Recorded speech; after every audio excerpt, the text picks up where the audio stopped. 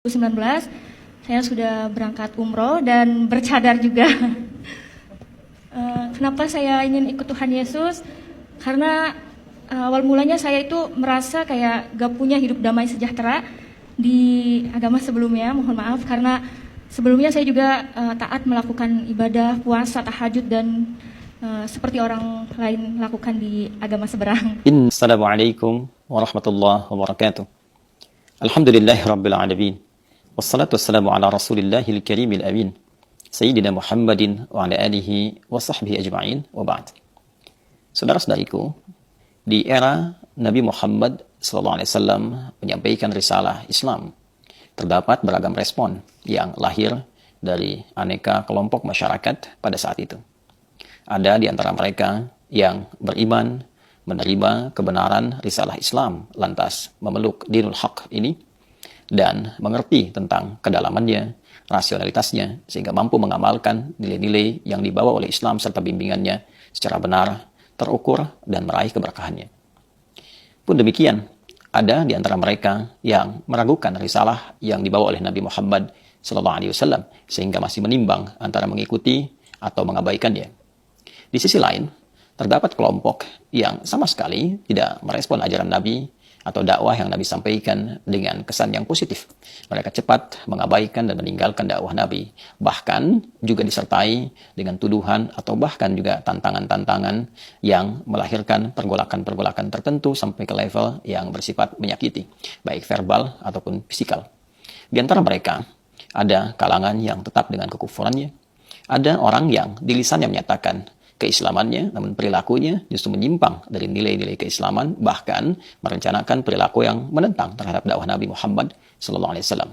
Dan menariknya, ada juga di antara mereka yang menyatakan keislamannya, namun masih labil dengan keislaman yang mereka deklarasikan itu, sehingga mudah terpengaruh, terprovokasi, bahkan kembali kepada keyakinan dan perilaku awal yang mereka pernah lakukan.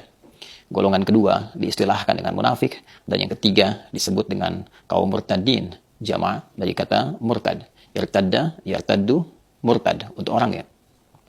Dalam merespon tiga golongan terakhir ini, baik yang kufar ataupun munafik atau pula murtad, Nabi SAW dengan kehalusan rasanya, dengan rasa kasih yang dalamnya, dengan simpati yang sangat luas itu, beliau merasakan kesedihan yang mendalam karena khawatir orang-orang yang menentang beliau ini kemudian wafat tanpa iman, tidak mendapatkan perhatian dan kasih dari Allah Subhanahu wa taala saat kembali kepada Allah di kehidupan akhirat kelak. Karena yang menentukan kasih sayang, rahmat, kemuliaan, bahkan kebahagiaan di akhirat kelak adalah keimanan seseorang yang menjadi inti bekal kehidupan dalam membawa nilai-nilai terbaik dan bekal-bekal terbaik untuk mendapatkan rahmat Allah Subhanahu wa taala. Beliau juga merasakan kesedihan karena dikhawatirkan orang-orang yang cepat ingkar ini justru menggalang kekuatan untuk melukai atau melakukan pertentangan baik kepada dakwah ataupun kepada pemeluk Islam pada saat itu. Menariknya, kekhawatiran dan kesedihan Nabi ini mendapatkan respon langsung dari Allah Subhanahu wa taala dengan turunnya surah Ali Imran, surah yang ketiga, ayat 176. Saat Allah Subhanahu wa taala berfirman, "Wala yahzunkal ladzina yusari'una fil kufr, innahum lan yadurrullaha syai'a. Yuridullahu alla yaj'ala lahum hazzan fil akhirah wa lahum 'adzabun 'adzim."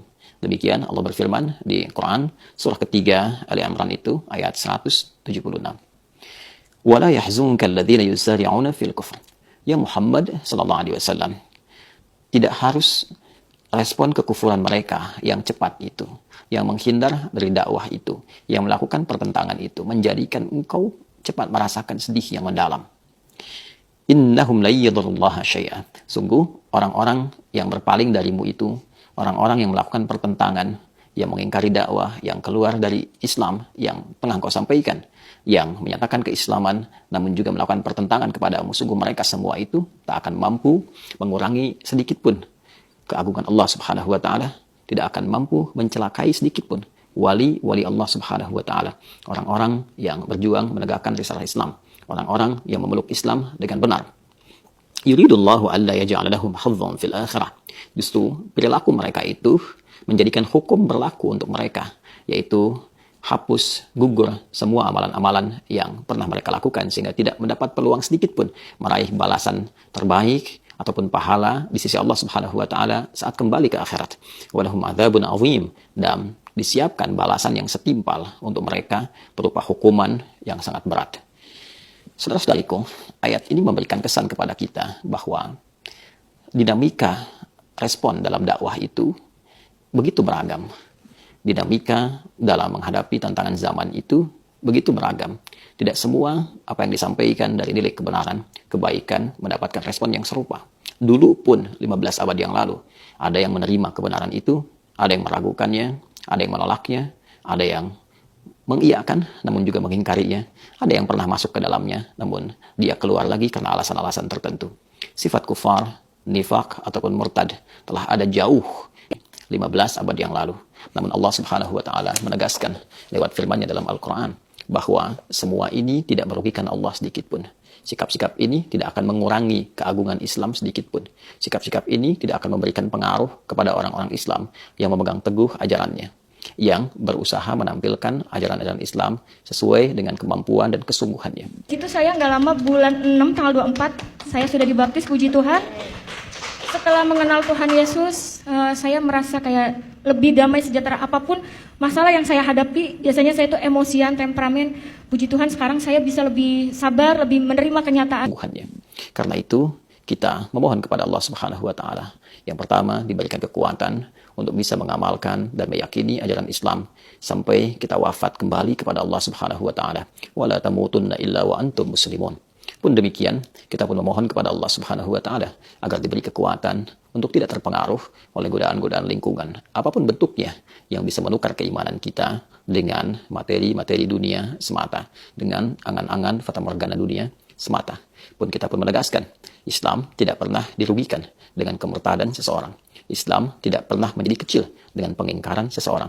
Justru Islam datang membawa risalah rahmat untuk menawarkan kedamaian, ketentraman, kebaikan, dan selebihnya itu pilihan yang akan dipertanggungjawabkan saat kembali kepada Allah Subhanahu wa taala di hari kiamat kelak. Dalam kehidupan bermasyarakat, berbangsa, bernegara, kita tetap saling menghormati, kita tetap saling bertoleransi dalam kebaikan, bersama-sama bekerja, bersama-sama bertawun untuk membangun, memakmurkan bangsa, negeri tercinta. Namun persoalan keimanan, persoalan keagamaan yang telah menjadi pilihan, semuanya akan dipertanggungjawabkan secara pribadi saat kembali kepada Allah Subhanahu wa taala. Itu kita tetap dijaga, mendapatkan hayatan thayyibah, hidup yang terbaik, dan husnul khatimah, wafat dalam keadaan yang mulia. Subhanakallahumma bihamdika, nasyhadu an la ilaha illa anta, nastaghfiruka wa natubu ilaik. Assalamualaikum warahmatullahi wabarakatuh.